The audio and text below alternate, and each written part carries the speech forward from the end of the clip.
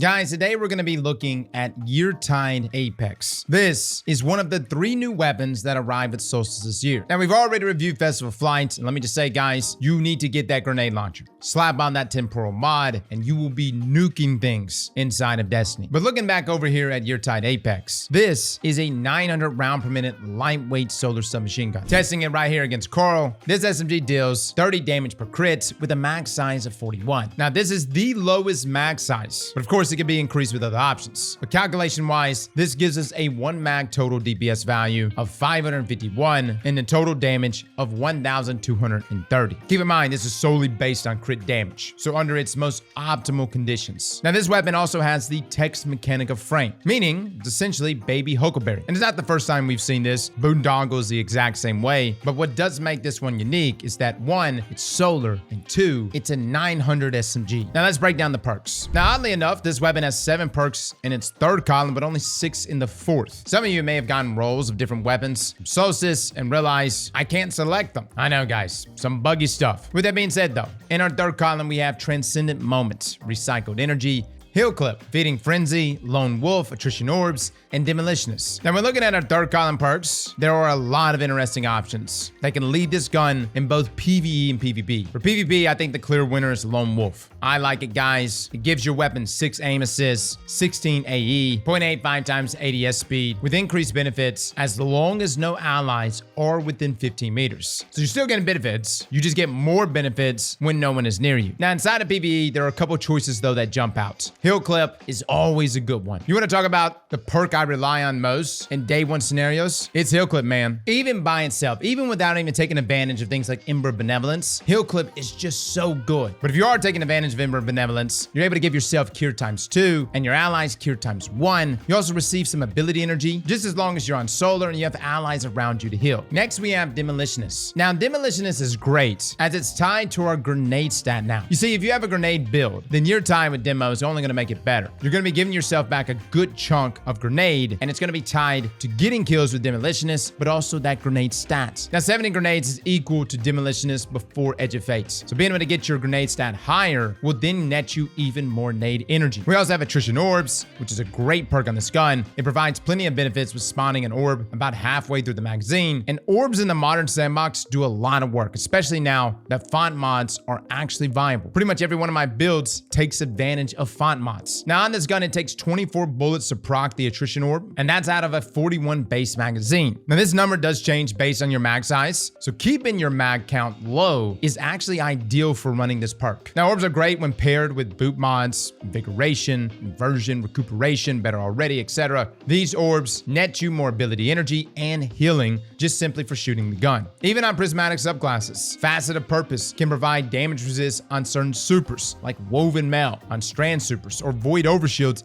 on Void supers, thus aiding your survivability. Now, this brings us to our 4th column. We have Burning Ambition, Binary Orbits, Incandescent, Harmony, Chaos Reshaped, which I know is a raid perk, and finally, Target Lock. Now, PvP-wise, very similar to our 3rd column being Lone Wolf, Target Lock seems to be the best option here. It lowers our TTK down just slightly. The gun has a base 0.73 time to kill value, taking 12 bullets to kill and 1 allowed to be a body. And with Target Lock, this allows 1 less bullet, dropping us to a 0.67 time to kill value, taking only 11 bullets to secure the kill. Harmony and Binary Orbit are also good choices if you're swapping between weapons pretty often. Both of these provide Yeartide more damage when killing with other weapons, but it depends on how often you're using other weapons, or even if you have a loadout that enables the playstyle to get that value. Now, this brings us Chaos Reshaped, which I was actually very surprised to see on a Solstice weapon of all things. It's a great perk for just some free damage, simply for doing damage and using the gun normally. Now, it provides 20% damage for being in combat for 11.5 seconds, and that goes up to ×2, providing us a whopping 35% damage if you're in combat for 23 seconds. But Chaos Reshaped goes further than that at ×2, as it gives us small chunks of healing. Granted, these aren't really noticeable, but it's something. Definitely a good perk if you're just sitting there maining this thing. And when you start tacking on all the damage buffs, Chaos Reshaped ×2, maybe you're doing a Peacekeeper build. If you got a tier 5 version of Yeartide Apex, that's already doing 10% more damage. Hot damn, fellas, this thing is chonking. But despite how good that damage is, this takes us to our 2 solar perks, Incandescent and Burning Ambition. Now, Incandescent is a perk we already know. You get Scorch Explosion explosions for getting kills. We love it. A mighty mini tool. This also synergizes greatly with the artifact, which we're going to talk about in just a moment, and it also provides great subclass synergy. But then we have Burning Ambition. This has the same activation requirement as Attrition Orbs, meaning when you proc your Scorching rounds, you're going to get an orb as well, and you get Scorching for just shooting a single target. Now, this perk struggles with killing a lot of red bars since the Scorch is tied to the magazine size, and it takes a good amount of bullets to even trigger the perk. Needless to say, guys, I would only use Burning Ambition if you know you aren't killing a lot of red bars, but then I would use Incandescent if my priority is clearing red bars, which is pretty much the priority of any primary. However, despite Incandescent being what appears to be the clear winner on paper, one of you actually brought up an interaction between Temporal Blast and Burning Ambition. Now, for those that are not familiar with Temporal Blast or really any of the Temporal mods, they're really good. These are the quote-unquote experimental mods that help to push legendary weapons this season into unique builds that only add to a weapon. Now, Temporal Blast is probably the most lethal of them all. Essentially, it accumulates charges, and then when it charges up to 5 stacks, it gives a blast on the next source of damage that absolutely chunks. And this helps to feed back into the loop of doing more damage on the SMG and helps to give the gun more lethality. Now, the big question is what is the synergy between Burning Ambition and Temporal Blast? Well, Temporal Blast is a solar explosion, but it does not scorch targets. But the damage dealt by Scorch counts towards the damage required to increase stacks of Temporal Blast. Let me repeat that. The damage dealt by Scorch counts towards the damage required to increase stacks of Temporal Blast. So for instance, if you're scorching targets while dealing damage, you'll reach 5 times stacks faster than if you were just dealing damage. Now, this isn't just any Scorch you apply. First, you need to apply Scorch with Yeartide Apex. Then you can follow up with an ability like, say, Hellion or Melee in order to increase your Temporal Blast stacks. Now, if you just Scorch with an ability, your stacks will not increase. So what that means is that you can pair Yeartide with your abilities, and you can get that Temporal Blast explosion even faster, but the source